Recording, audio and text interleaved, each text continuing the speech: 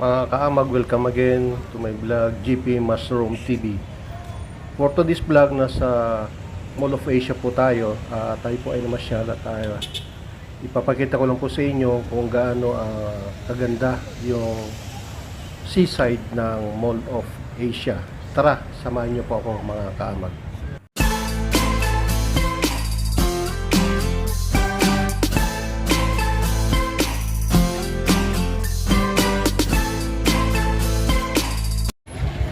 So after po nating sumakay sa speedboat from Seaside to Okada, tayo po ay nagpaabot po ng gabi para makita naman natin kung ano ang makagarapan pagdating ng night time dito sa Seaside ng Mall of Asia.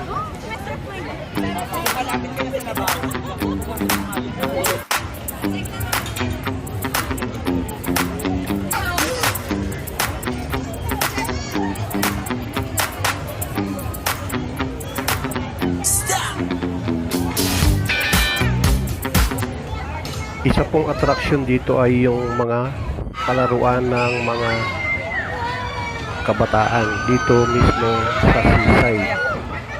Kung mapapansin nyo, napakaganda ang kulay nito.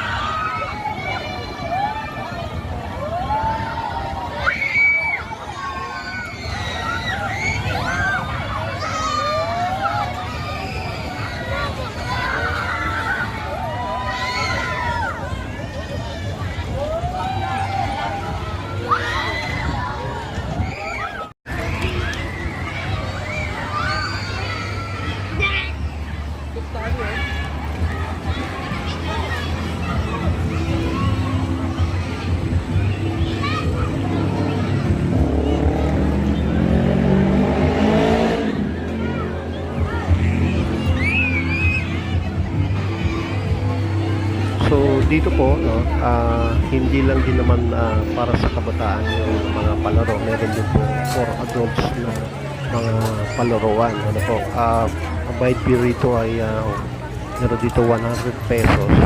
So ito po yung pang adult games po. So meron pong ring toss, may looters pad, may hook and duck at iba pang pong mga laro para sa mga adults. Meron din pong bike, yung mag-ride po kayo ng motorized bike, sa isang oras po ay 350. So pwede po dalawa ang sasakay.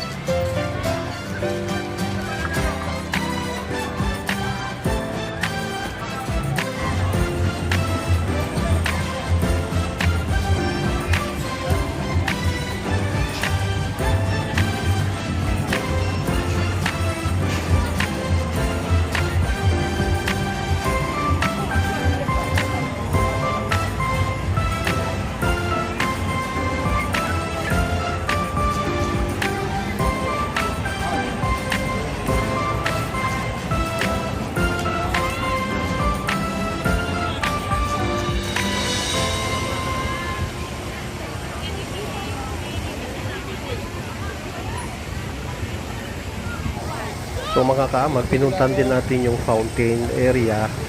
Ngunit mapapansin nyo, wala po yung mga ilaw. So normal lang po siya, hindi yung mayroong display na ilaw. So dito po sa may mga kalayuan, hindi po natin napuntahan na yung meron yung parte ng Ferris wheel. So as you can see here, ang daming mga nagpipiknik po dito sa aking harapan. So pwede pala po dito mag-picnic.